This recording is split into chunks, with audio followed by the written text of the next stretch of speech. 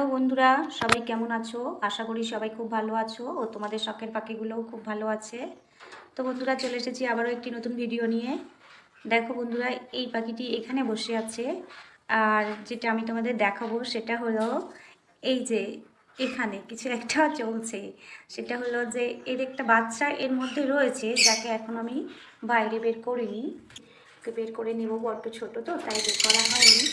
আর এখানে ওই পাখিটি আবারও বসে গেছে। তো জানি না ঠিক বিষয়টা কতদূর আগিয়েছে, দেখার জন্য চলে এসেছি। তো কিভাবে দেখবো সেটাই বুঝতে পারছি না।